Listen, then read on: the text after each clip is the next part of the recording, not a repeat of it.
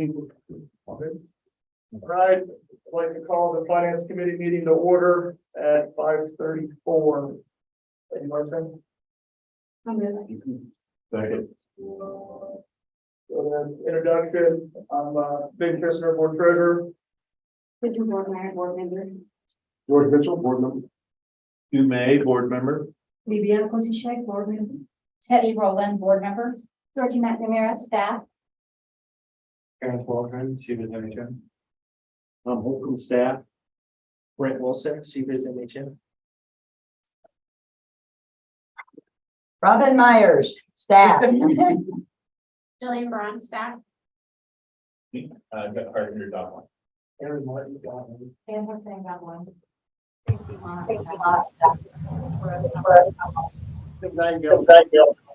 Dan White. Tammy Kemp, board member.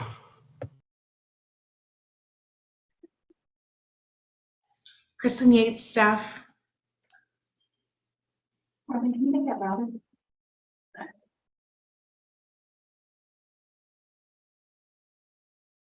Hi, I'm Mary Davis, Life Unlimited. That comes to your speaker.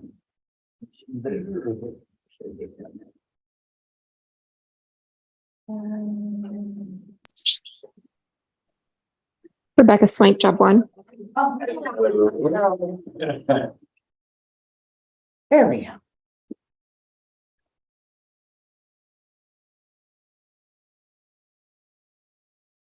Get everybody? I think so. Okay. Jillian Ratingberg should be coming on soon because she just got the link from me. All right, I guess we can jump right into the presentation of the 2022 audited financial statement. For parents. Okay. Can you say? No, it's all yours, all right, okay. We're gonna go through a draft of the financial statements. I think they might be on the screen.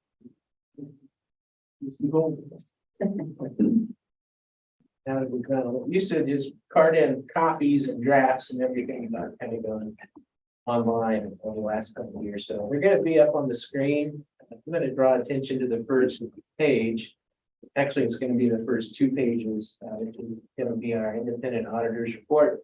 Basically, the first paragraph is the opinion. It says we will issue what's in an unmodified opinion, meaning that we believe that financials are materially accurate, financial statements including the disclosures. So it takes us as auditors 2 pages to say that, but that is in essence what the report says. The next, when you do this, have Terrence just walk through it. The next couple of pages. First page is the balance sheet. This is going to be a snapshot at December 31st of the assets, liabilities, and fund balance, net asset, equity in the for-profit world as for the organization. So with that, we'll just go highlight some of the variances and just kind of walk our way through the statements. Okay, like Brent said, I'm just gonna kind of highlight some of the variances and new things on here. You'll notice investments is new this year. You move some cash, some treasury bills, it's get better return. Your taxes receivable is up a little bit at year end. That one, I think everyone hopefully knows what's going on with that. The only other real big change in the top half of the statement for assets, down kind of under the $19,000 is a little on kind of right of use assets. There's a right of use asset and below in the liabilities is right of use liability. Those are caused by the adoption of accounting standard related to leases. So when on the books is both a liability, which it was already on the books, it was a capital lease. So it was buried in fixed asset and down in expense liabilities below. We just pulled it out separately this year to conform with that presentation. Not big changes, but it's just there. And then down below in your liabilities, again, not a lot of significant changes there, just the financing lease receivable liability is kind of a new line. In the past, it was just included in long-term debt. The only other thing you would note at the very bottom is you have a fund balance with donor restrictions, which is, I think, you do. A few years I've been on the audit, you've had one. The organization received one grant for $50,000 that was restricted for purpose. And it hasn't used those funding as of 12/31/22. So it's outstanding right now. It's just showing it's restricted to be used for that program.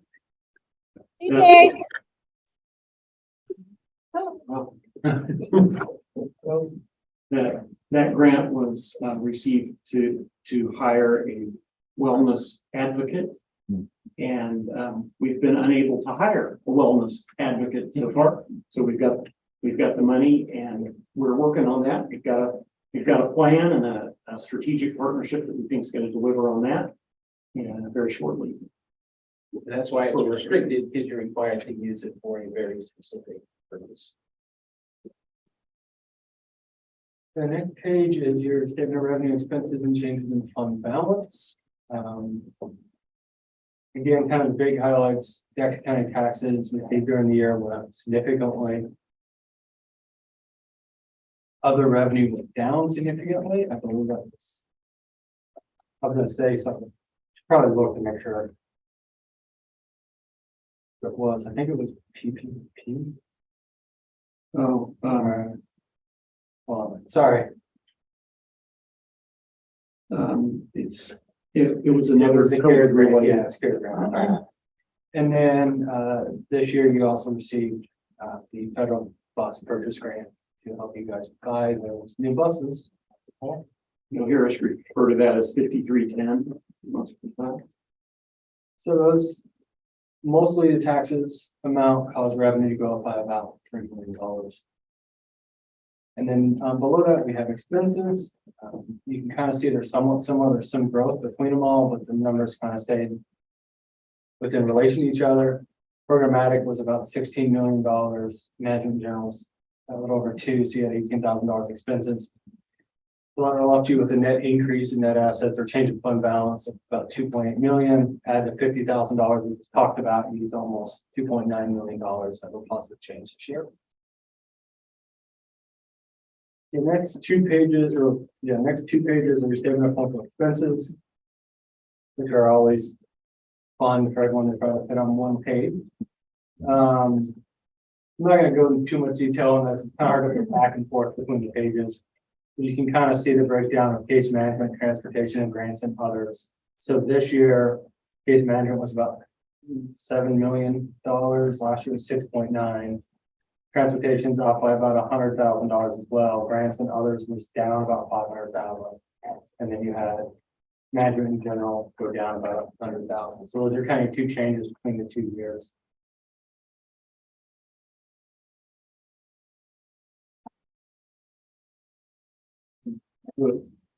Terrence, I think you misspoke. You said grants and other went down about $500,000, and then up about $500,000. Sorry, I wrote that. And the same with management in general. Okay. Sorry. I'd like to take credit for saving some. It's in money, but. The next page is statement of cash flows. Again, there's some new items on here. I'll just kind of point out. There is an amortization of the right to use asset. That is goes back to lease adoption, which I've mentioned briefly. You have to pull out that change, which would have been in depreciation in the prior years because it's your capital lease assets. And then down and under the change in operating assets and liabilities, there was down in financing is the other side of that payment, was your payment on the capital lease. Beyond that, the only real big changes on there, taxes receivable went up with all the change on the statement previously, and then the purchase of investments of using that cash. So for 2022, your net cash decreased by about $600,000 from operations. Last year it was an increase of about 1.2 million. So a swing there. And then down at the very, very bottom, we kind of broke out cash between what's available for just unrestricted and available for use. And then just reminding everyone you have $50,000 you have to use for specific purpose. I think it's important to just to the cash flow statement, all that tells us is what changed in cash. We really have to look at cash and investments together. So when you look at your balance sheet, you actually took cash and you purchased investments, and that's why you have almost 1.5 billion in investments on the balance sheet. So it's not, just in and of itself, the statement says we utilized, that 600,000 in cash, but we did good things with it. We bought investments that are now at 1.6. We made investments in property and equipment, 1.5. So just don't get hung up on the negative cash. It's still positive when you look at cash and investment. And as you are aware that investment in property and equipment of almost 1.6 million is unusual for us. And that was mostly buses.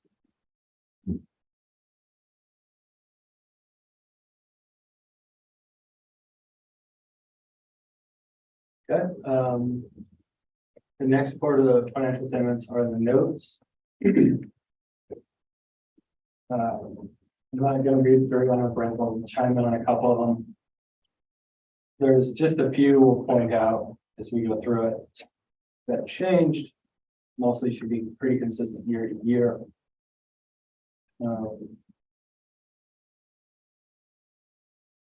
So on this, go down one page. Oh, thank you. At the beginning of this page, we have just a note on the payable to agencies. That was the amount that the board approved for the vans that were purchased to give to agencies. That was sitting as, you'd still had it outstanding to pay out or provide the vans at year end. So that's new this year.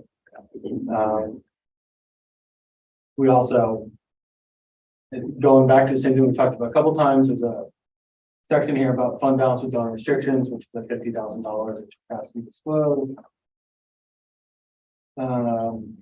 Revenue recognition notes and the kind of the stuff on the next page did not change year to year, the same language.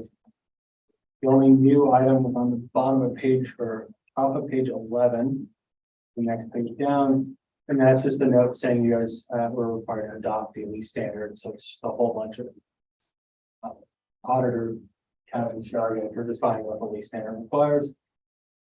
And then below that, we have a note. There's, I think, a couple things on the income statement where we moved, or statement of expenses and revenue. We moved accounts between classifications. So we're just saying that we changed the numbers to match the current year presentation from 2021 to 22. There's no effect on income. It was just So that you're comparing apples to apples when you compare the 2 years. so that it matches the same. I know 2 is new in that it just describes what your investments are and how much you've earned on the investments. So after your interest and dividend and then technically the unrealized loss and the valuation, every, it's going down, there's a small investment return. We also know that the investments were worth about 1.46 million at that time. Next couple pages have notes that are similar to the last couple of years. Nothing will drastically change in any of these, with the exception of, I don't think anything's changed. I'll just call out on the bottom of the page, Thomas on for concentrations. There's just a few areas where you guys are, where your tax revenue comes in, but also year end, you had about 24% of your payables were in one organization. The tax revenue, Medicaid revenue comes in, but you also have a significant amount of money sitting there payable to only one organization for both years.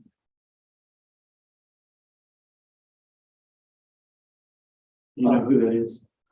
If you're not knowing what I'm talking about, on the next page, we have the debt note, which, like I said, changed slightly because we pulled out the lease, and then right below it is the new lease note, which has lots of it's over a page and a half. It's almost a page and a half long now, so there's lots of information there if you really want to read it. But all we're saying here is you have current obligations of about $17,000 left on the leases. The office equipment, less accumulated depreciation, is only worth about $15,000, so you'll make a couple years left on that.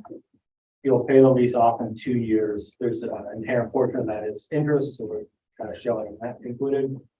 And then from that point on downward is all new language that was required from the adoption of the lease standard.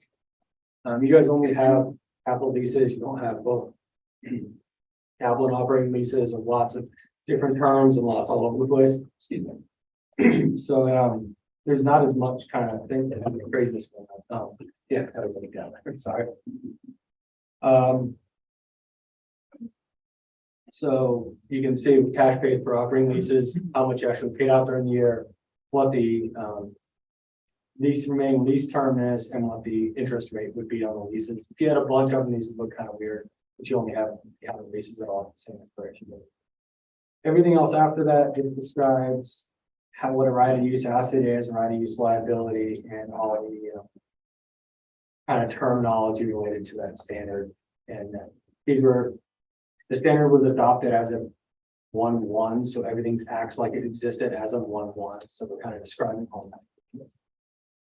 So, the leases, which take a page and a half here and a great deal of our explanation, are really just copiers.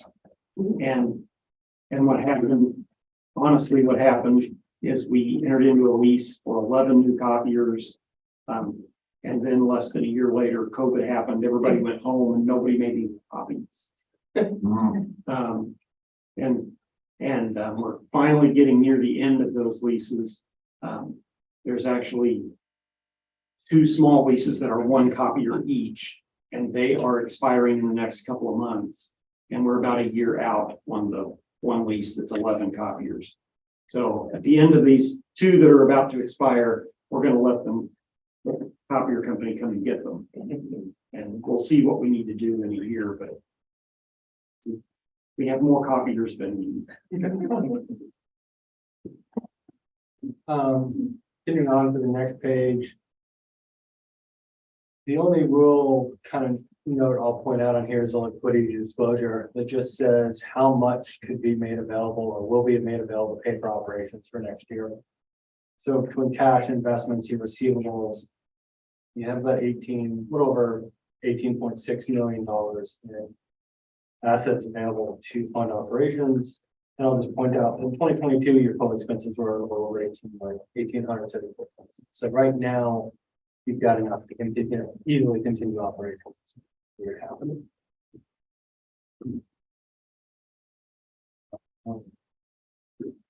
Last part of the financial statements is just a second opinion. And this is, I'm trying to figure out how to best describe this. Usually you only see this for a single audit, but this is, you guys receive Medicare funding.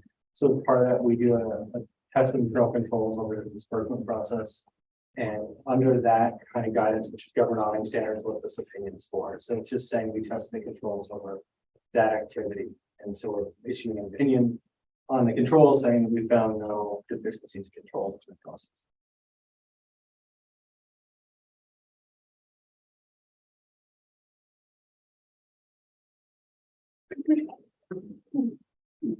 The rest of the report of that. I can do it. Okay. All right, so the kind of the second deliverable is what we call a reporting package. And so what it does is it has some things that as external auditors, we are required to report back out to you. So things such as if we had any difficulties during the audit, if we had any disagreements with management on how to implement this or record this, things of that nature, we would just be required to report that back out. Which, as I often say, this would be the absolute worst meeting to come and say, hey, we have something to report. Would not be the right thing. So we would handle all of that prior to this particular meeting. And then there is a second document which is related to internal control matters. And so to the extent that we had any material weaknesses, that we had significant deficiencies, things of that nature that we found in the internal control system, we're required to report those out to you as well. The audit is not designed to opine on the internal control system. However, we have to understand the controls to the extent that we can look at and identify audit procedures within the risk assessment. So we had no material weaknesses to report out. We did have just a couple of comments, kind of coming out of COVID. there were, just some things that were really communicating with pretty much every client. And so these are just other comments. They're not, again, material weaknesses or deficiencies or anything like that. Just to continue to think about business continuity, what's in place, what happens if this happens again or something similar happens again. I think we think, yeah, we know how to handle that now, but what's the next thing, right? That it's going to be. So just continuing to think about that. And then also just continue to have conversations around risk. And, nobody likes to use the F word in public settings, right? But fraud is a real thing. And so just having those conversations as committees, as boards, hey, where does our risk lie? What types of things do we need to think about? What could go wrong? And sometimes just brainstorming that can just lead to questions that people have, but also help to address certain solutions as well. So again, just a couple of comments. I know in the past we've talked about cyber. I know you guys have done some things in that area, so that's not a comment, but that continues to be crazy. I mean, we could talk for the next hour just about cyber and things that we've seen as auditors, and it's crazy. So we would just kind of do that as a verbal as well, just to think through that process. Employee education is always a big part of that process, and not getting emails and clicking and all of that stuff. So with that, any questions on the statement? The reporting package certainly was a positive year. It was a good year. That's reflected in the financial statements and the lack of findings as well. You all had a similar comment on the risk a couple of years ago. And since then, we've formalized our risk assessment process. We don't generally spend a lot of time talking about fraud risk. So we'll try to pay a little more attention to that. And the other thing is we aren't always great at remembering that it's a conversation we need to bring to the board. So we'll try to make sure that we're including, doing a better job of including all in that. It's just a way to mitigate, right? To have those sometimes nobody wants to say, it doesn't mean anything is wrong or is going to be wrong. It's sometimes good just to do that. In one of our audit procedures, the standards say you have to send what they call fraud inquiries. And so we'll send Tom, and we'll pick select people from year to year. And we flat out ask, are you aware of any fraud? And depending on the person and the role, it can be anywhere from 1 to 2 pages, maybe even 3 pages for Tom. But it just asks the question and helps people just start to think about, what about this or that or that aspect? So that's a part of our audit procedures as well. When I get that, the question I ask myself in order to help me answer those questions is, how would I steal? Yeah.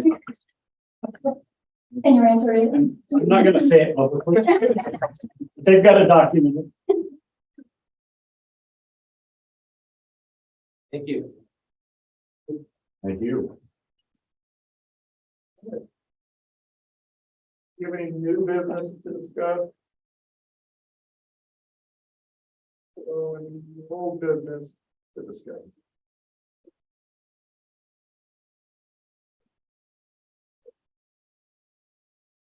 Any public comments? I have a question. Does the board have a policy on the level of reserves that you have? I'm hearing $18 million.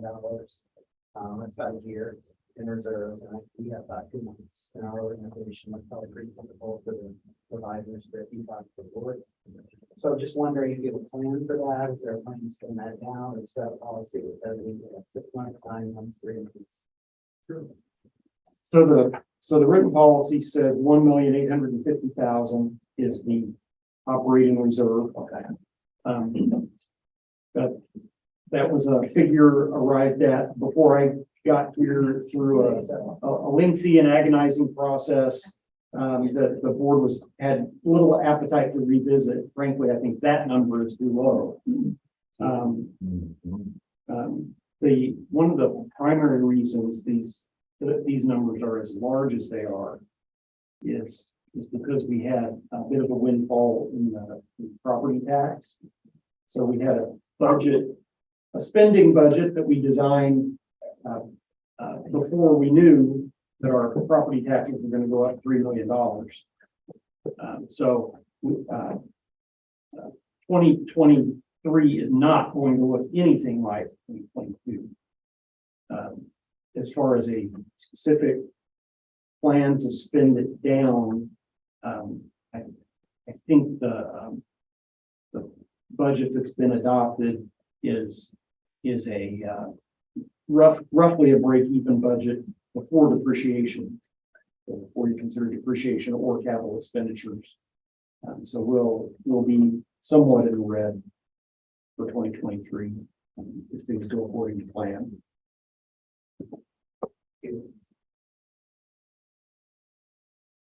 Anything else?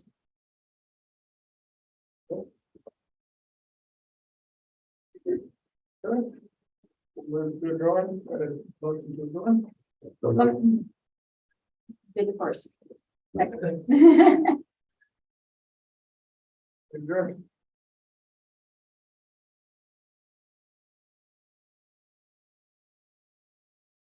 We'll take a deep breath and we'll go right into the board of directors meeting. Okay, you ready, Rob? Ready. All right. All right, so let's go ahead and call the board of directors meeting to order. Roughly 6:01. Quick introduction of board and guests. I don't think there's anyone new that has joined us from before. Yeah. Yes. All right. All right, so we'll do a quick introduction. George Mitchell, board chair. Susan Board, my board member. Ben Kissner, board treasurer. Ed Van Halen, board member. Brent Wilson, CBiz, Fairhoff and McKeon. I'm Holcomb staff. See what Georgie McNamara, staff. Ellie Boland, board. Sylvia Cousichek, board. Stu May, board member. Robin Myers, staff. Jillian Braun, staff. Amanda Stewart, staff. Carpenter, job one. Aaron Martin, job one. Karen Hookstein, job one. Also, boys, job one. Big nine, job one. Dan Hoyt, Utah staff. Kim Rowe, job one. Tammy Kemp, board.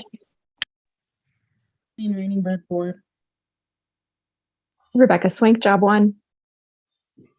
Hi, everyone. Joseph Jefferson with Ability KC. Kristen Yates, staff. Hi, Mary Davis, Life Unlimited.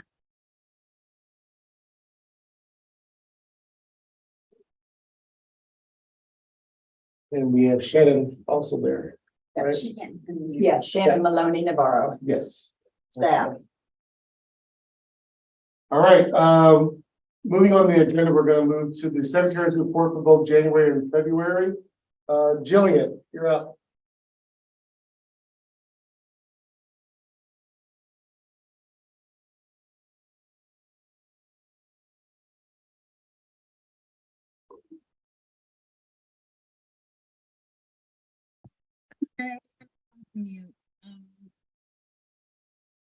Let me get on the screen. I believe the notes for February, the notes that needed to be approved were sent out by Robin. Is that correct? Did you guys receive them? Yes. Yep. And this is my first time as giving my secretary report. Do I just motion to have them approved?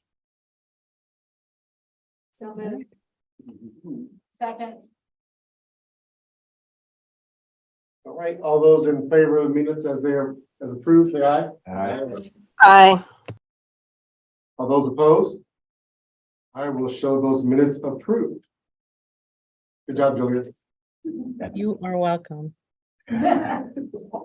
All right, next on the agenda is the summary of the financials from Mayor Hoffman and McCann.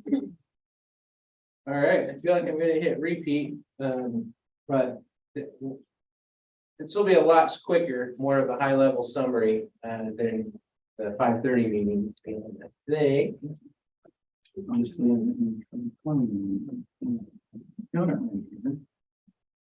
gonna have to.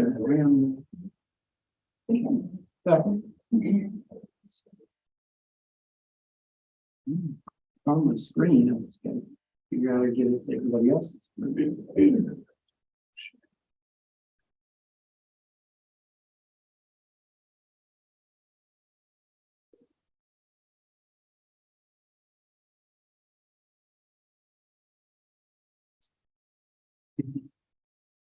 There we go. Okay, so next slide is just the quick agenda. So we'll cover some contact information, audit results, and just some other highlights from a financial statement perspective. Next slide is the engagement team and all of our contacts. So Terrence and I, we also have listed our quality control reviewer. So certainly during the year, we're available for questions, emails, calls, and so you have all of our contact information there. Next slide just talks about the audit opinion that we talked about earlier, and that we will issue an unmodified report on those financial statements, and also the additional report under government auditing standards at the back where we had no instances identified of non-compliance or anything else to report to the board. Revenue recognition is always a significant thing that we talk about in the world of auditing and accounting, just to make sure that revenue gets recorded correctly. And so there's some extensive disclosures in the footnotes about that. And then some other matters that we talked about. We did not note any instances of fraud, illegal activities, significant or unusual transactions, things of that nature. The only new thing, and it was highly immaterial, was the leases. So we already talked about that more than necessary, but we had no other unusual transactions or other alternative accounting policies. From another matter perspective, so again, just some additional things that we as an external firm are required to report out to you. If we would have had significant adjustments, again, disagreements with management, if we would have had any difficulties, just anything like that, we would, as external auditors, be required to report that out, which we did not. Within any set of financial statements are going to be estimates. And so this just lists out some of the more significant estimates that make up the financial statement. So the fair value of investments, the receivable amount of taxes that could be, plus or minus a little bit as an estimate. Because not everyone pays 100% of their taxes. They should. They should. So you also have a reserve. So as you record receivables, there's always a possibility we have to assess, should there be an allowance? Are these all collectible? And so that's an estimate. Do we capitalize an asset and depreciate it over its life, or do we just expense it? That's a question and an estimate that makes up your financials. And then the functional allocation of expenses, which we'll talk about in a second. Next slide just gets into the numbers, so a little bit more condensed than the detail of what we saw earlier. Clearly, the biggest amounts, the cash and cash equivalents, the receivables, which are primarily related to taxes, and then the property and equipment. And I will note that's a net number. So what that number represents is the historical cost, equipment, buildings, things of that nature, less accumulated depreciation. So those property and equipment type assets get amortized or depreciated over the useful life of the asset, and that represents the net book value of that. On the other side is liabilities, and so we have some just operational accounts payable and other accrued liabilities, accrued vacation and some things like that are in that number. And then the long-term obligations, which is primarily the long-term debt. So you can see that you're in a good spot. Your assets are certainly more than your obligations. And then, The reason for that increase in that top line there is mostly the vehicles that we talked about, vehicles. We owed 7 vehicles to agencies at the end of the year. Some of them were sitting on our lot and some of them have not arrived yet. But none of them have been delivered. and then we talked on the fund balance side, so without restrictions of about 26.6. Included within that number, though, is the board designations that Tom referenced earlier. So an operating reserve and another reserve as well. The reason that's without restriction is because you can modify that, change it, you can make it larger, make it smaller. You have the ability to do that as a board. And then the 50,000, the small dollar, which was a grant that Tom alluded to earlier, that's required to be used for salary. Always like a nice one piece.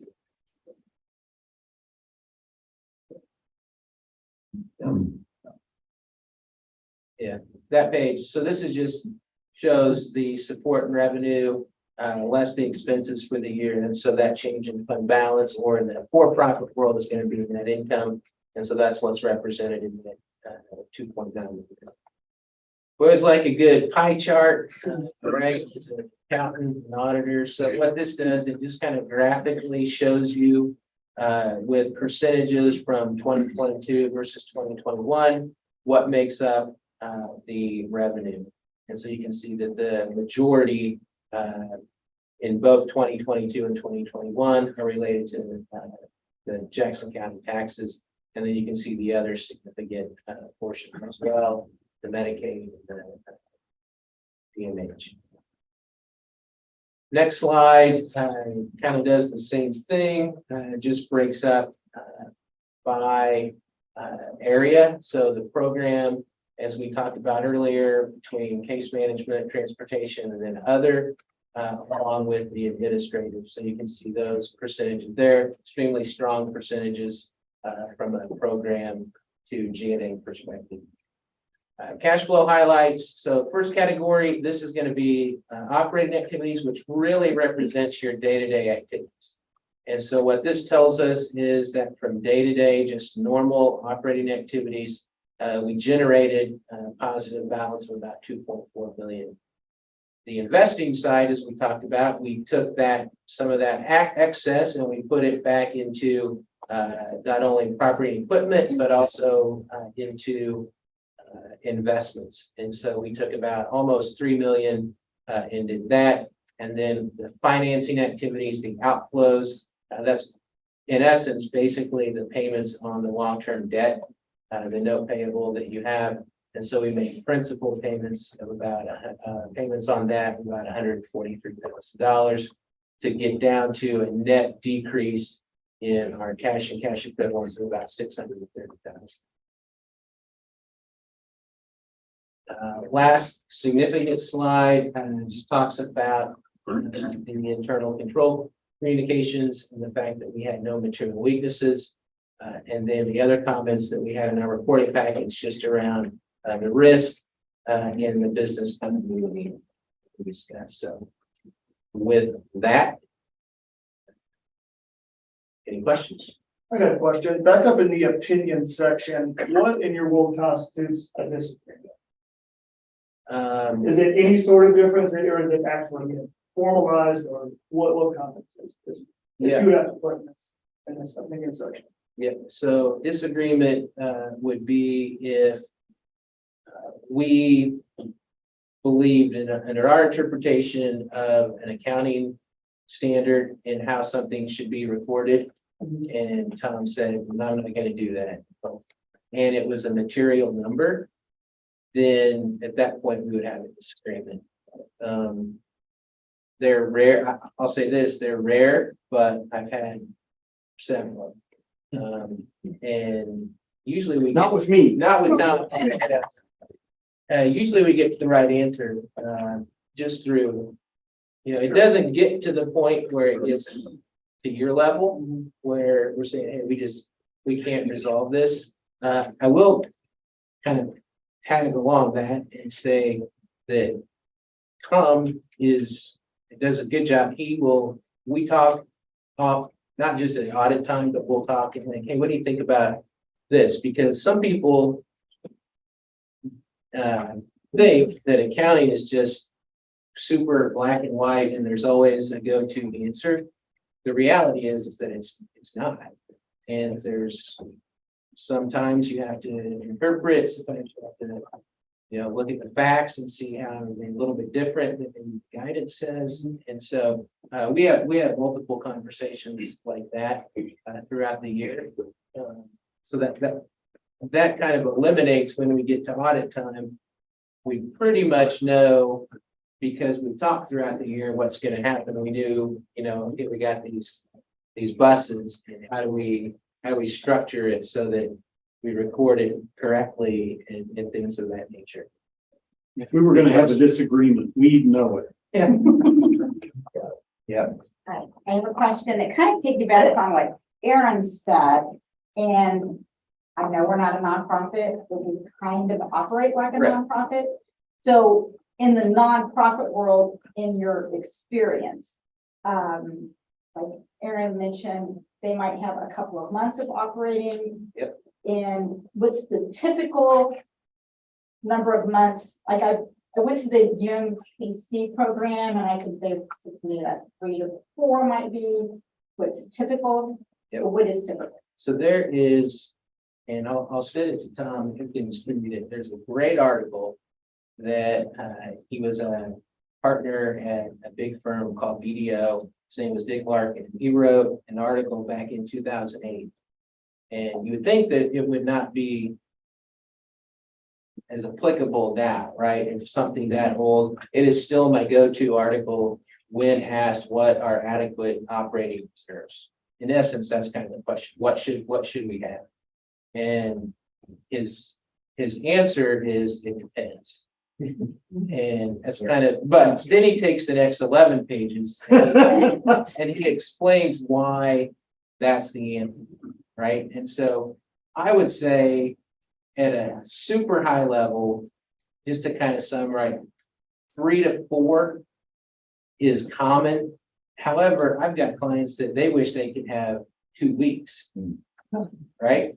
And then there's others that, hey, we're able to do that, or we're going to plan out. And so we're going to designate because we know next year we're going to have to renovate. And then the year after that, we're going to have to renovate. So it doesn't make sense to just every year. That's just a short term perspective. Right, have that. So you clearly want an adequate, if you ever had to wind down, if you ever had to pay final salary, I mean, we're talking. Like an end of- Correct. Because it's donor money. Yeah. Which is different than Tax, tax money. correct, yeah. Exactly, but.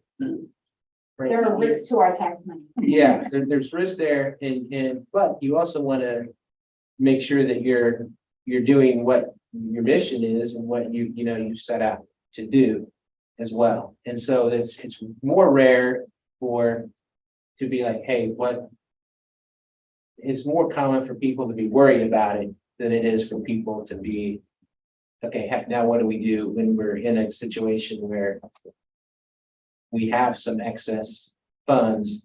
What do we do with that? How do we demonstrate we're going to earmark that for future plans and things like that? And that's what you've done to a certain extent within the reserve that you have. So, roughly, I would agree with that, 3 to 4, but there could be reasons that you want a year or 2 years or whatever. So I'll send you the article. Sure.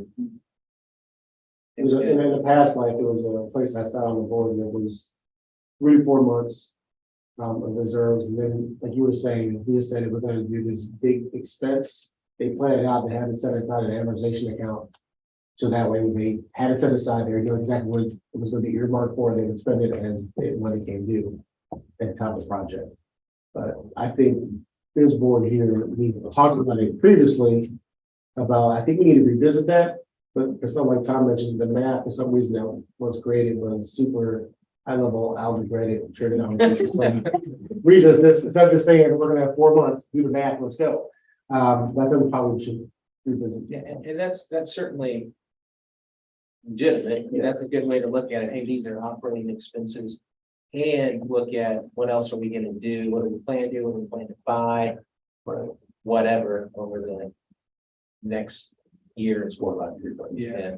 I mean, we have one fund I know that does a really good job of, they know they're gonna have like the buses that happen.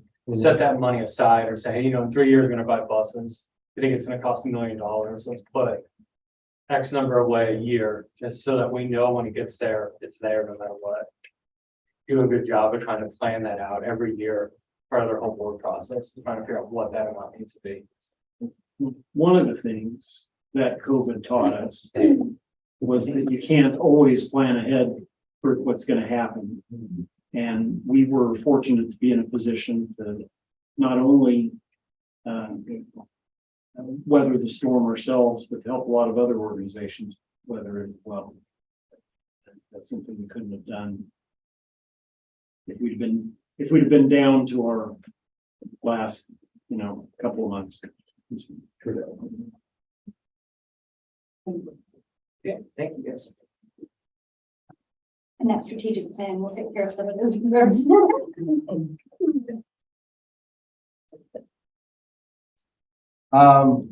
Moving on the agenda, we have George's report, executive director.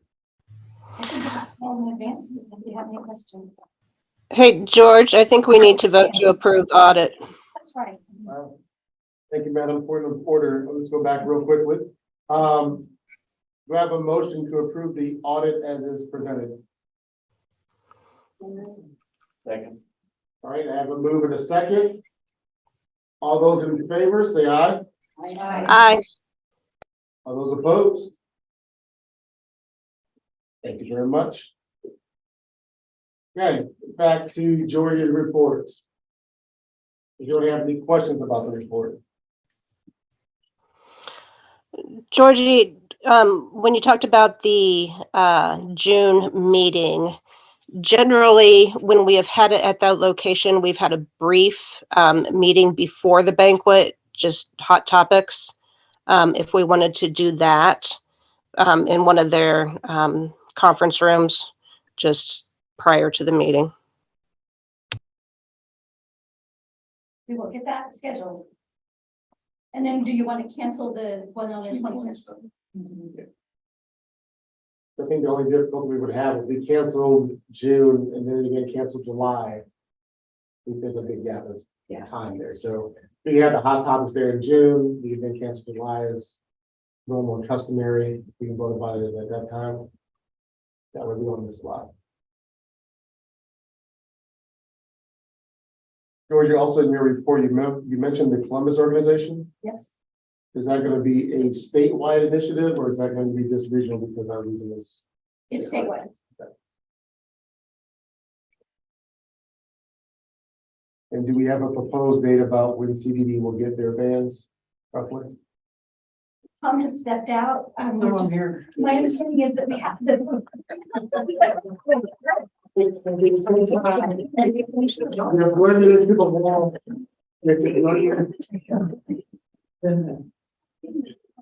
like to answer that question. We were waiting on paperwork on those two because they were done later than the rest of them because of the 4 that they needed at CDB.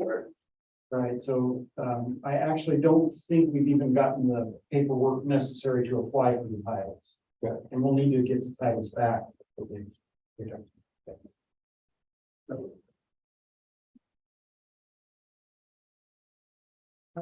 Any other questions? Okay. Thank you very much, Georgia. New business. Moving on to the satisfaction survey results.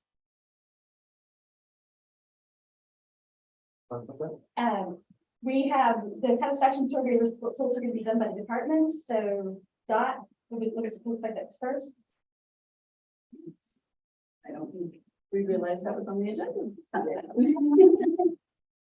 Okay. That might be my fault because I thought that's what I was supposed to be putting on there. We can cross that item off the agenda. You'll see that at a later date. Shall we just do all the results at the later date then? Yes. Okay.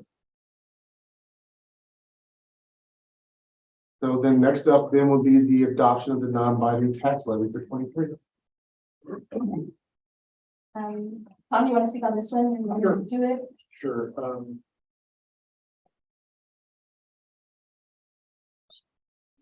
The early numbers from the county indicate that assessed valuations are going way up with reassessment. I think we're in the neighborhood of 18% on real estate. As far as values, assessed values going up. When that happens, we're only permitted a 5%, no more than a 5% increase in our revenues, and so we have to decrease the levy. As a result, the levy is dropping to, what's the number, Robin? 7.1 is what the county has indicated is the ceiling based on the tentative early numbers.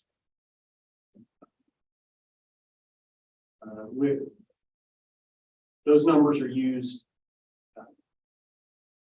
for when they send the notices out to people telling them what's happened to their assessed valuations, so that they'll have a good guess as to what their taxes will look like at the end of the year.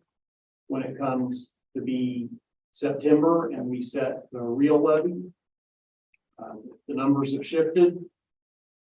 We're not bound. This number doesn't really mean anything as far as what we can set the levy at later. But we are required to set a non-binding tentative levy by April 4th, so that they can put that on. But this is the last board meeting before that. That number, 11 number is about 30% assessment increase. You mentioned 18%. Where does that come from? My memory calculating it. You can see lots of different increases depending on whether you're looking at just real estate or if you're also looking at personal property. Right. Commercial increases look different than the residential increases.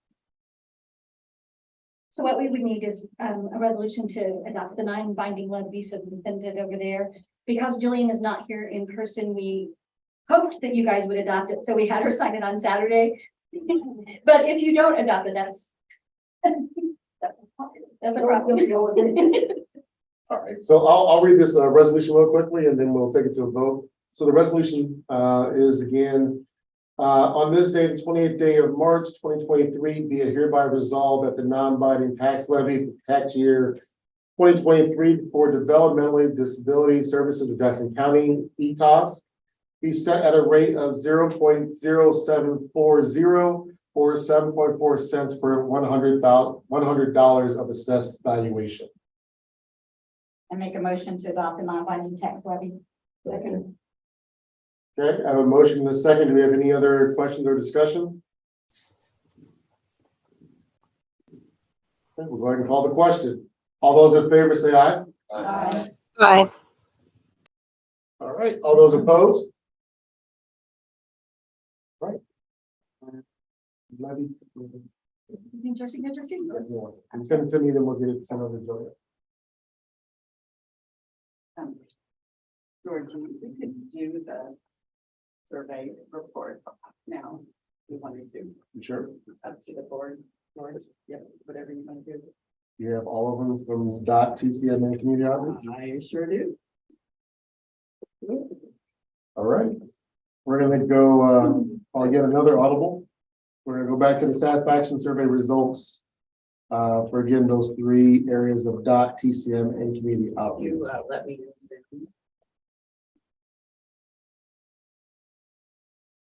Do I have to do that? Have to be hooked in? I just did it. I can just share. Recording in progress. Thank you. Stability.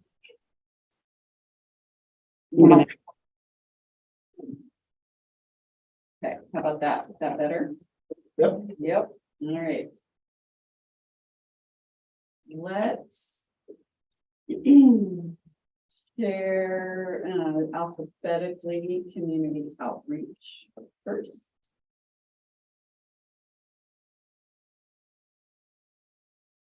These will be quickly scrolling through high level. And an overall feedback in general with all three of our programs. Community outreach had mild, like a decrease in satisfaction just on one area. DOT remained pretty strong, except in the area of on time. I think it is very slight decrease, and there might have also been some frustration with cancellation. I'm prepared to share some data with you there tonight. And then targeted case management did have some decreases, had some increases, especially I think as a result of our SC turnover. And it's sadly not a surprise, and we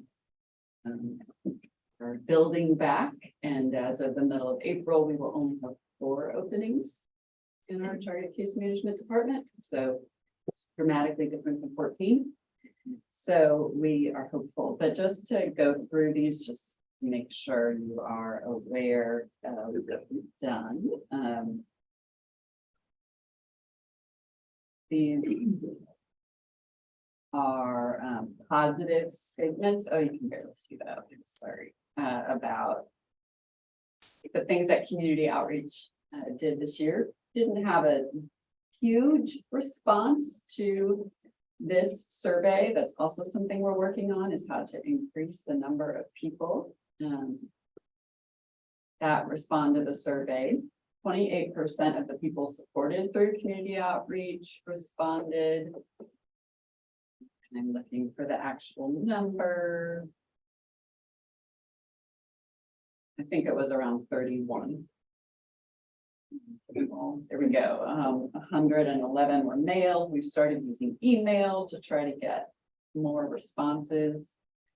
And it, worked out okay. Again, 31 people responded, gave us some good information to look at. We always like to look at who completed it, did the person or their family or someone else, what's our age range. I think the most interesting things about community outreach and who we serve,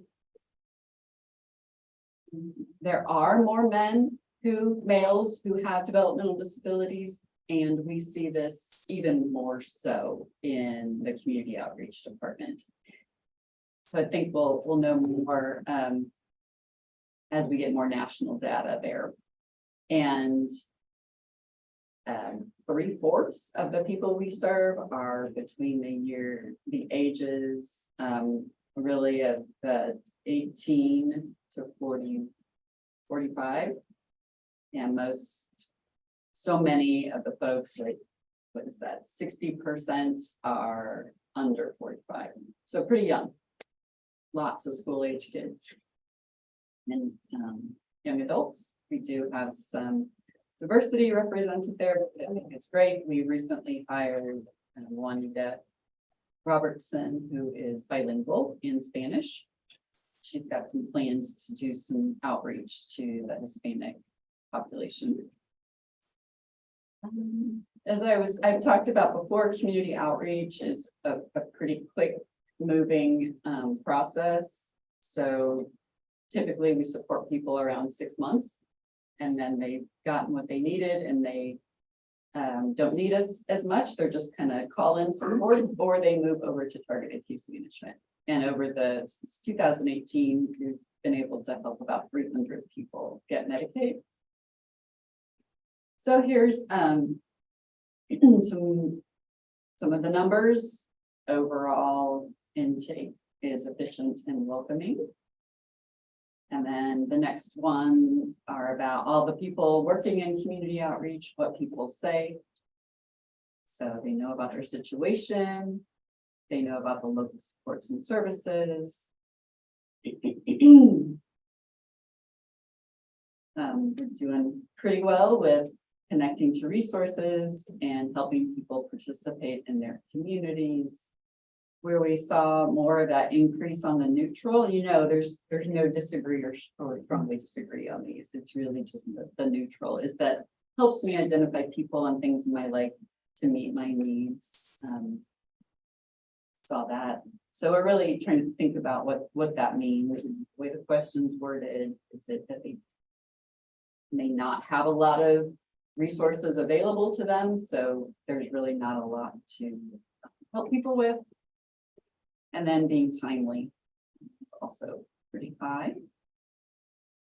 And listening and showing compassion, and again, responding to questions, those were all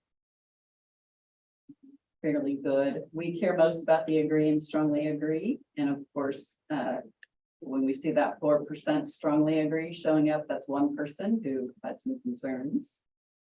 Definitely Melinda reached out. And the new people noted concerns with confusion about supports and knowing what's community outreach and what's support coordination, because it's confusing. So just to show you, we do a lot of analysis and work on this, and then Melinda and her team get together and develop an action plan if needed to address any concerns. So did you have questions about community outreach? People don't understand that. 5. Yep. Jenny Kaler does autism, Juanita's intake. Sam does resources for the world. He's amazing. Jennifer Seidel. Jasmine, Juanita, Jasmine, I miss Jasmine. Yeah, she does more of a health support. She's working most of her salary is funded through a grant we have with IHD and the CDC, which really focus on health equity. Some good programs. Great, love them. Okay, now let's go to documents.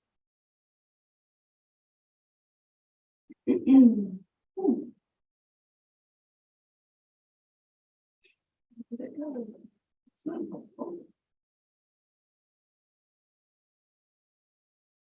Okay. So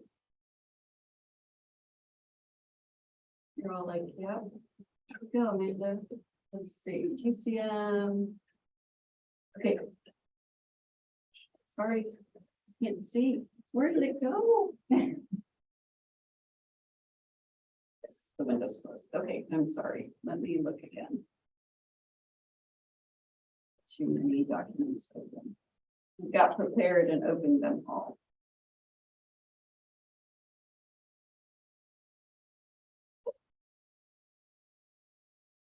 So, Dot, very good results as well. And I did gather some information to give you up to date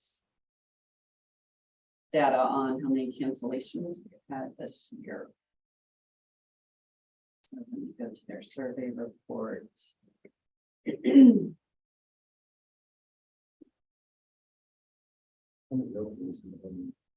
So as of the 24th, we have no regular route openings. So we've hired 3 drivers who are in training. So when you look at the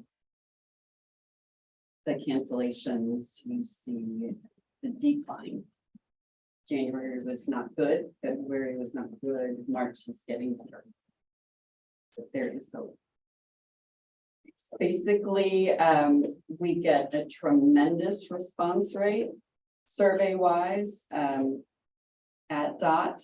39% of the people respond. It's because the drivers hand surveys out, and people get on the bus and get them back that way too. It was a 99.2% of people say they enjoy riding with ETOS.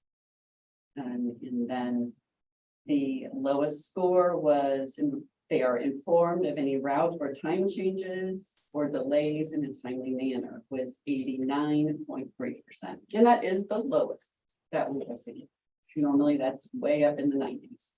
So we just really want to own, yep, we did not meet our target there, and the end of last year and the early part of this year has been a real struggle for us for a variety of reasons I'll get into. So this, I just want to get into the actual survey. I think it's interesting to note that the majority of people we serve have been with us 5 years or longer in transportation. So, a lot of long-time people. This shows us the difference between the last two surveys. So you'll see that we went up in a couple areas and a couple areas we did decline, with the percentage being 95.9 instead of 98.1. So we're still doing well. For the most of those, it's the so only one that was in the 80s is, are you informed of route changes? And that decreased by almost 2%. So the timeliness comments, we have a pages of those in communication, things that you would expect to hear if people had some concerns, and then lots of positive feedback about safety and how the drivers treat people and that they feel safe and welcomed and those kinds of great things. We have the external stakeholder feedback as well. And again, the majority of that information was strongly agree on satisfaction, yet there are some people who are disagreeing. So we are digging into that and started collecting data from all and feedback from our providers to really find out, you know, what's going on, what do we need to do to get better. So I want to show you another, just, can you see, nope. Can I just say real quick, when we cancel routes and people don't show up, our providers lose money. They are counting on people to be there, and they can bill rates for that. So, and we lower what we give them because the people didn't show up because we didn't transport them. Yeah, it's a real. It also costs us because we don't Medicaid for transportation. And so we, yep. So, this is the first quarter. And, you know, I'm trying to make it big so you can see it. So January, we set 117 people didn't get a ride one way. That's throughout the month of January. And we canceled 19 routes. In February, 141 people. And in March, 49. So you can in February, we hired 3. We thought we hired 3 drivers, and only one of them worked out. None of this is weather related. They would not be. You know, that's a good question. I assumed they were not. I think it's partially. I know we did, and I just don't know if they put them in here or not. Sorry, I will double check on that. I don't think that's in there, but I think it could be weather related in that we run the routes and some of the drivers are like, I'm not driving in this. So. Yeah, definitely weather related that way. We have some drivers who wished we would have canceled. And we went, we had a couple of those strange mornings that were icy and we didn't know it, and they felt really unsafe. And so I think the next day when it was bad too, I don't feel safe. So yeah, So, so anyway, we just want to let you know we're aware of that problem and It's great. it is. I was really happy to see that. And again, it's kind of we hope that it's not an ongoing problem. We don't think it is. We think we've got it. We changed our postings, raised starting pay, all those kinds of things. So I think that makes a difference. Quickly. Let's find TCM. Close everything. And so You're doing fabulous, especially because we miscommunicated about the agenda, so. no, I'm glad it's all, Kristen, it's amazing. It's all on SharePoint. Thank you. Thank you. You've helped us so much. So You're welcome. We will also send this data out to you if you want to geek out over it and pour into the details. admin surveys, I'm getting there. Two. Report. All right. So you may remember in 2022, we hired 23 SCs and we also lost 23 SCs either to promotion or moved on. So that I think is seen. We did great during COVID. People I think felt like we were there with them or we did okay. And since then, I think we're just recovering from the Great Resignation and challenging finding staff, that kind of a thing. And I think we had 14 or 16 open positions, something like that, when this survey went out. Oh, yeah. So the people that were here were new and they were covering extra people. And so I want to have a heart for them. And we absolutely, I'm not saying that we're bad. I'm just saying the survey could have been a whole lot worse. But we do have a lot, not that we're doing bad things, but if we didn't have our quality assurance aspects in place, if we didn't focus on, doing the best that we can, even though everybody's covering more folks, we still expect excellence. Excellent interview basis, correct? Yes, What was the primary reason? there were a couple new job, better pay, mental health. Mental problems. health, you talking about our employees? mental Yes. Yes, stressed and overwhelmed. Stressed and overwhelmed, not able to, Go somewhere else for the same amount of money, with a whole lot less. a lot easier, complicated system, too much, don't get to really help people doing paper. The balance there is out of whack. Some of these things have been addressed. Not very many of Mental them. health. Well, we can do what we can to try to streamline processes, make things as simple as possible. You all heard about utilization review. You said some of the process changed before, correct? So the software. It was, we've been told Connection, the statewide case management system is going to make life so much better. And it was supposed to start in May, then it was supposed to start in July, and now it's to October. And it really needs to be in October because of when we saw things presented, it was not good. Not good, not good. So they need some time to work on some stuff. Maybe I could. I can say that hopefully at some point in the next few years, they'll raise the rate. I don't know how much more we can do with the budget that we've got without dipping into the levy but when you pay more, you get people who are way more experienced, way more organized, know what they're doing. And it's young people who I think, who just were not prepared for the level of work and responsibility and stress. Well, I guess that's my point. They were onboarded during COVID. It was 100% remote. And so we did our best to train 20. That was 2020. We hired about 18 people. Not many of those folks are still with us because it was so hard. So that's where most of our. Did most of these people need a good salary increase? No. Before. Yeah. I guess my question is what changes to make sure? Well, we did raise the starting salary, $8,000 over the year. We have an amazing training program. We have 4 brand new energetic supervisors who are really focused on retention.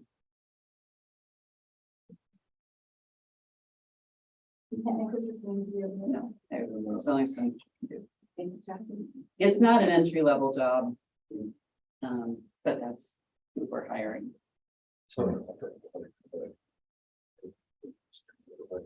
Exactly. It is, it's really a challenge. So our highest score just kind of is in the 80s, and it was that their SC listens to them. That's great. Our lowest score was the SC helps them find ways to participate in the community. Low return rate. Kind of lowest we've had. We've tried not everything, obviously, because if we would have tried everything, we'd be doing much better. But the things we've tried have not worked great. So we are looking at switching to just an ongoing survey. You can give your feedback. Here's the questions. Click this link at the bottom of the email. I think that's really where we're going to end up. You see our demographics. And,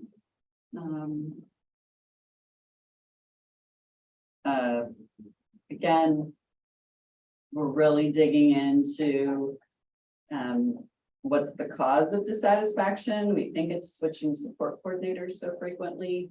So Kristen is working some magic on some reports there to really help us confirm or deny that. But sadly, some people end up with, 3 or 4 SCs in a year. It's just not, it's bad. And we try to, all of us, we try to mitigate that as much as we can. So some things did get better. My support coordinator knows about me. And my situation went up.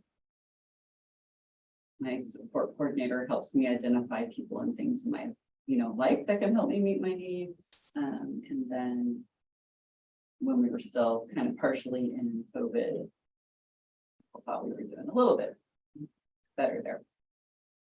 So, like I said, some things went down. The biggest, misses are the local community and supports, and then ensuring services are delivered to meet my needs, which goes right along with the DSP shortage, because you may get services authorized through utilization review, but then you can't start them. So it's just really frustrating for folks. We do get very high scoring phone call surveys, which I love that we do that, and we get wonderfully positive comments about our SCs. And when we don't, we follow up on them and figure out what's going on. But we really, I just love reading those phone call surveys every month, because it really, okay, we are doing good. Look at all those families and people who said the SCs have made such a difference in their lives. And those are great, because they're random and the people answer the phone and talk to us who might not have turned in a survey. Yeah. Whereas when you turn in a survey, many times it's because you're really frustrated or really happy and not in between. So that doesn't mean we shouldn't pay attention to the surveys. That's actually really good feedback that we have to figure out a way. So we ask our stakeholders to tell us how we're doing, and most of those were, positive. There's some disagree, especially with responsiveness for contact, but we're still over 50% there. And this would be to providers in our communities, so they get frustrated with us too. Timely, that's usually around utilization review, those kinds of things. So, but treated with kindness, that was pretty good. Great. Yep, with that. Great. That's great. So even when we can't get them what they want, we're still trying to be kind. And that we do advocate for culturally competent services. So that really this one talks about, do we get into the program, get services, but overall pleased, 92%. So anyway, we have lots of suggestions on how to make it better. Those surveys, if you have any wisdom or anything to share, we're always open to that. Thank you, Amanda, for doing that on the fly. Thank you for listening. Yes. Can I actually make a comment, maybe a question? First off, I'm a parent. And my son Scott rides the bus every day. And I'm also in the distribution business, so I understand, I have an understanding of safety and driving and everything else. And I gotta tell you, it's amazing. Nothing's gonna be perfect, but the bus and the organization and those services are absolutely amazing. There's times I call at 6:30 in the morning to say Scott's sick, he's not gonna be right, he's not gonna be doing this. And I am met with friendly, positive, upbeat people. The bus drivers that pick him up and bring him home are amazing. So there's gonna be things. And I understand the safety piece and the weather thing is huge in our business as well. But I gotta tell you, that is a big deal. It is really a big deal, and I speak just as a parent. So it's awesome what most people do every single day. Then a question on all the outreach things, all that is wonderful. Do we know in Jackson County, is there an estimate on how many people that don't get services that need them? I mean, is there some? I think it's hard. So the Kansas City Regional Office is the first point of entry. And then they can come over to us. So if they get to Kansas City Regional Office, they've navigated their way through with their needs. So I think we would have to do a lot of surveying to find out people who say they have needs, but they're not met. Getting help.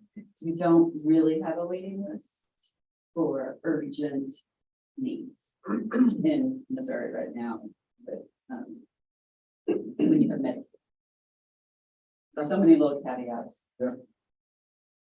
Okay, so thank you. Yeah. We don't need to get online. Yeah. Yeah. I do right along. So you guys should really do it sometime. Just sign up and go right along with the bus driver for the afternoon. You could really have a blast. Yeah. Thank you, Mrs. Amanda. Job one supplemental funding request. Thanks, Al. Guys should have gotten a letter. It's the one in your packet that's all stapled together. And Ann and Aaron are here if you have any questions for them.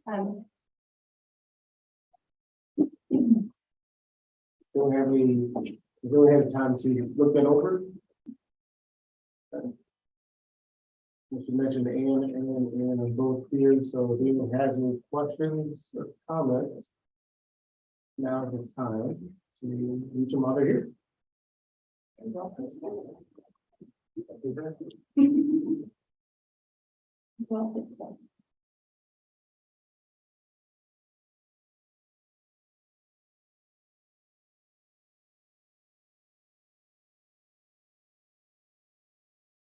Ann or Ed, you guys have anything you want to share at this time or go along with Not, your wonderful document? yeah, not that I can really think of. I mean, we appreciated the group, a couple of weeks ago and talked to us and kind of worked through kind of what the prototype we're thinking.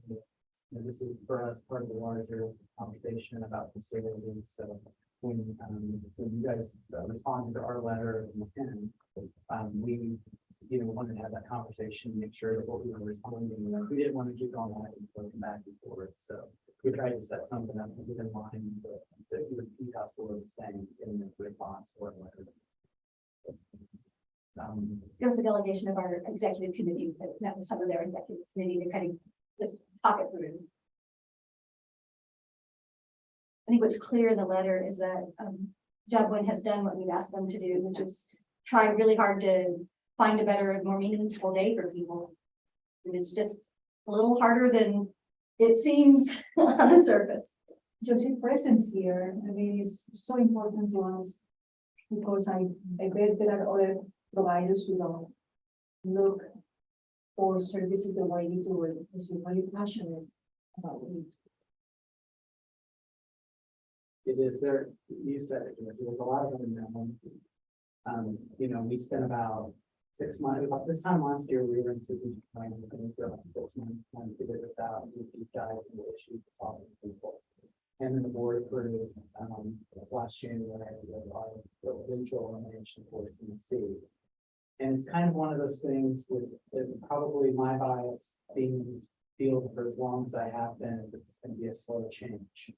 But once you make a real consequential decision like that, you sort of cut off one of the central tenets of your long-term business model, the change starts happening like that. So you've got a really talented hard charging with people putting this all together at Job One. And so the change is happening faster than we had expected it to, but it's also a lot more costly. And faster than the existing system, really can react to whoever we're meeting that they can do is. I mean, I guess to the question, we don't know what the number of people in the county who don't have services, but we know what the number is that work for us. And I mean, it was 2/3 when we started, and it's just, I mean, that time, we just didn't understand how much time it was going to take to move people, 50 people. 50 people from no Medicaid to a waiver that was authorized for services. And we're doing it, and we're having great success, like so fun as we check names off, but it's just taking so much more time than what we ever really understood it was going to take. And then, so some of our budget projections that we really thought we'd be at this point, the revenue just isn't there from the waiver model to the offsetting expenses that we have to have to, you know, so. I know, yeah, in other words, they were on your staff and regional office and, you know, all of this coordination going on just to get people across the, you know, onto the next. And there's no roadmap. We're kind of the first. You're telling me We're trying, that's one thing we talked about, you know, in the meeting a couple of weeks ago was once we get to the finish line and we get to whatever we're gonna be probably in about 18 months, then we will be, you know, we want to put together some kind of a document or some kind of a roadmap that could be belonging to all the other providers who could utilize. It's not gonna be perfect. Timeline, Timelines, and just being realistic about cost. Yeah. The way forward. We're still figuring it out. If you can see just by these two people talking, the enthusiasm and the energy around our mission and vision and our strategic plan, it's infectious.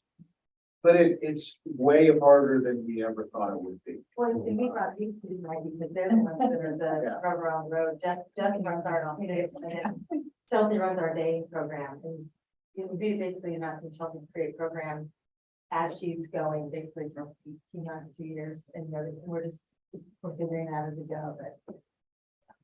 You know, about them.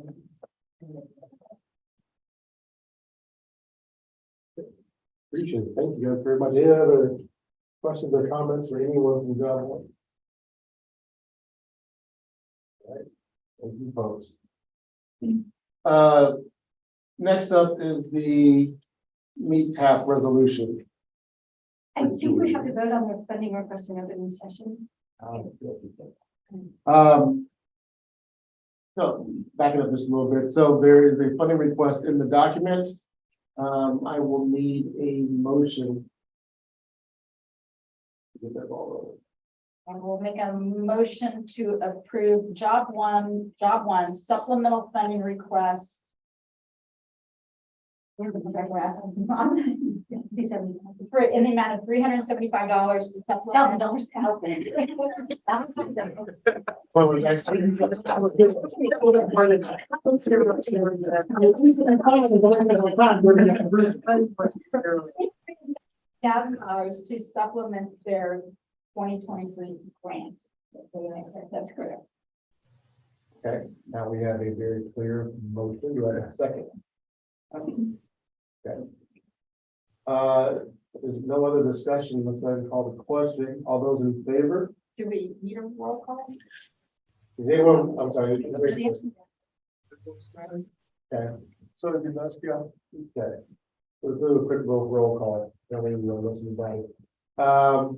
So very quickly, Teddy. Yes. Sue. Tammy, Yes. Jillian, Yes. George, yes. Susan? Yes. Abstain. Aye. You have your vote? Congratulations. Thank you very much. Thank you for all you do. Yeah, now we can. Thank Agree you. that way. Let's go. All right. All right. Now moving forward to the METAP resolution for 23-24. Georgia, what do you have for us?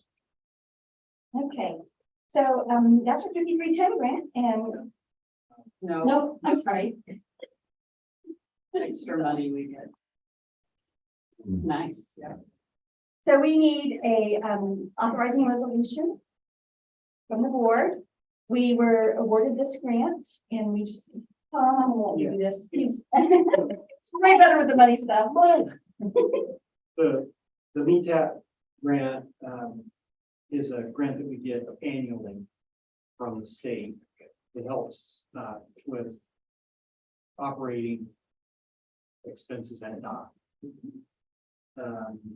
METAP stands for Missouri Elderly and Handicapped Transportation Assistance Program. This runs on the state's fiscal, so July through June. And the current year, we're getting $95,000 and some change, which is a small drop in the bucket in as far as DOT's budget is concerned, but not a small number if we had to go replace it. So anyway, we're submitting an application for the next fiscal year for METAP. And METAP requires the board to authorize someone to sign that application. And that's all we're asking you for tonight, is to authorize Georgie. The authorizing resolution reads, whereas the Missouri Department of Transportation is authorized to make grants for elderly and handicapped transportation projects. Now therefore be it resolved, Belton Disability Services of Jackson County, the executive director is authorized to execute the agreement on behalf of the organization with Missouri Highway and Transportation Commission for financial assistance through the METAP program today. So there's a resolution as read. We'll have a motion to adopt that resolution. Second. I have a motion and a second. Is there any other questions or discussion about the resolution? Hearing none. Call the question. All those in favor say aye. Aye. Aye. All those opposed?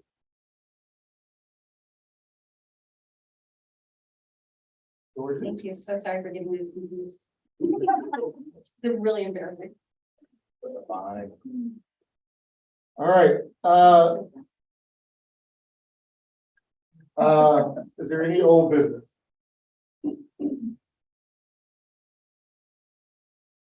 Okay. Any public comment? Thank you. You're welcome. Any other public comment? Anywhere out there on the interwebs? Any comments from anybody there? Okay.